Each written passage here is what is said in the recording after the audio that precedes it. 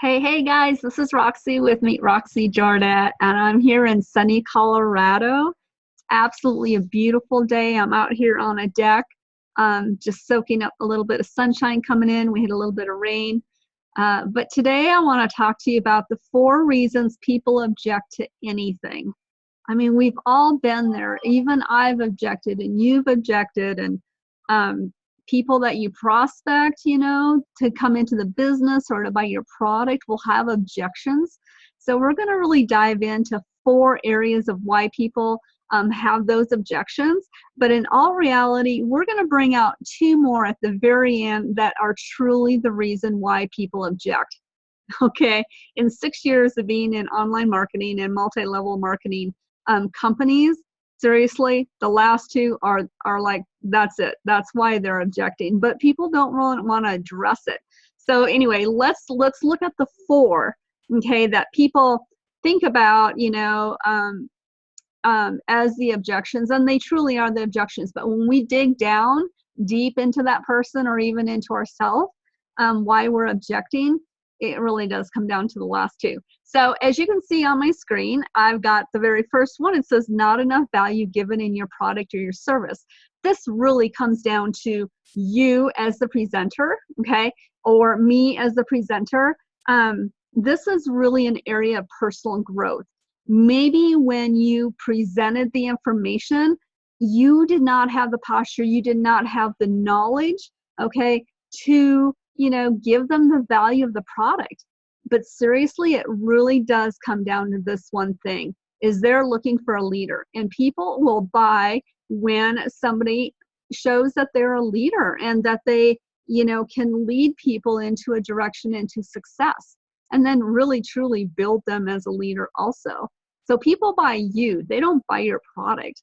I've had people buy some products from me and never ever use them, but they bought it because they liked me as a person. They saw me as a leader, okay, and even a thought process leader. And they wanted that education. So they didn't really care about the product, but they were seriously involved and really wanted to grow themselves as leaders. So they bought onto the program that I was in. And that's pretty humbling, but it's pretty awesome, okay?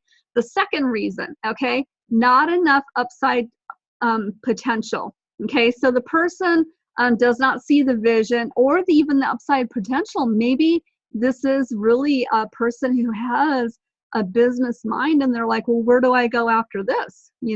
Maybe they don't want to do the business. Maybe they do. But is there another, the best marketers in the world, I'm just going to cut to the chase. The best marketers in the world have a product that is a stair-step product. It's not a one product dead end. A one product dead end, you have got to have hundreds and thousands of people on your team, okay, to really build up great residual income. But those online marketers that can show the upside potential and can show the step of this product staircase, those are the ones that really do very, very well in this business, okay? And you don't need as many people on your team to make the kind of money that you desire, okay? And so the other thing too is I'm going to always come back to this, is they are going to develop those people as leaders and not, not just, assume they're just going to be a follower. We don't want followers, okay? We want leaders. That's totally what we want.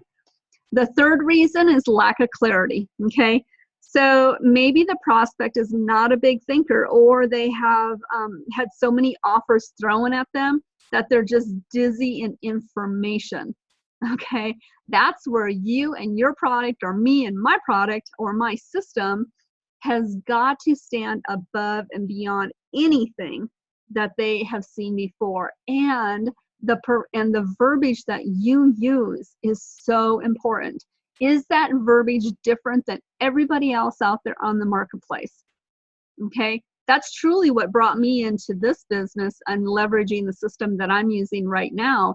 Is Adam actually used a different verbiage, and his conviction was different than all the other marketers out there. And that was something so unique and different, and it drew me into a system that truly works because it's professional marketing, okay? And so they just kind of cut to the chase, and I like that. So The clarity, okay? So it truly comes down to the verbiage and your posture, okay? Are you the kind of person that's kind of lackadaisy and doesn't use the right verbiage, or maybe doesn't even read the prospect? It's all about you or yourself and not really about the prospect and seeing what they need, and that's going to grow them, okay? The fourth one is lack of vision, and I kind of touched on this already, okay? So lack of vision. There are two kinds of people in this world, okay? There are those that sit in their job and in their life, and they say to themselves, this is all there is to life. The second person is those who sit in their job and their life, and they say, this cannot be all there is to life. Those right there are the ones that we want to prospect to, because in their heart, in their soul, they know there's more, and they know there's so much potential out there. They just don't know where to go. And they're truly looking for a leader who's going to bring them there and build them into a leader themselves, okay? So they know, they think big, okay? We want big thinkers. So those are the four that are normally people talk about, you know, why people have objections. And I don't care if it's price objections. I don't care what kind of objection it is. Okay, time objection is another one that people come up with, or spousal objection. You know, my spouse is going to object this. Okay, so let's really get down to it. Let's really get down to the two true reasons why people object. And I can speak directly to this because being in online marketing for over 6 years, okay, I've run into these objections. And I've also worked in the wellness business, and people, you get to know people in the wellness business way more than you'd ever believe coaching, okay?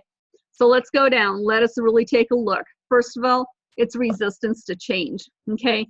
Making the decision will actually end an era for them, okay?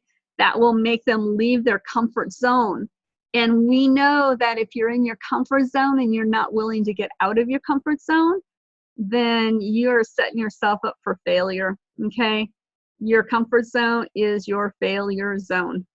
But truly, resistance to change. People do not want to leave what they're comfortable in.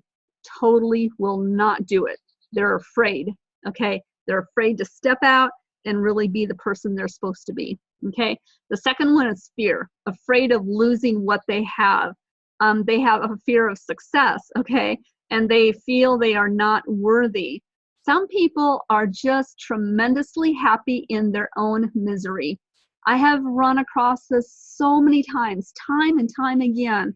I run into this where people are happy in their misery, and they do not want to leave the comfort in that identity because they've built their life around that identity. And that's not truly their identity. There is so much more to life, okay? I've got a story to tell. I wasn't going to put this in here, but I am going to because it is so powerful. I don't know if you ever heard of the dog Old Blue.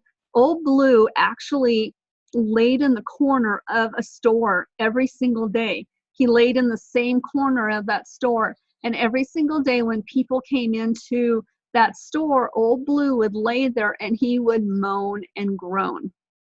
Okay?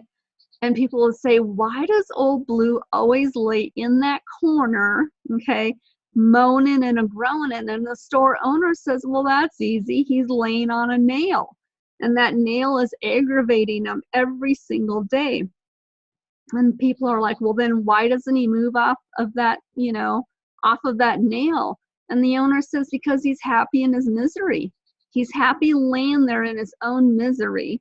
And even if it's just a really uncomfortable situation for them, for him, Old Blue, to lay in that corner, he is not willing to pull out of his comfort zone to change the situation.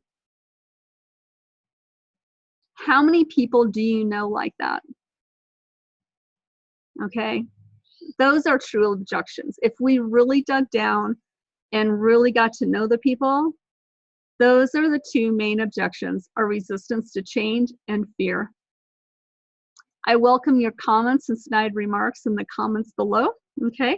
Tell me your thoughts.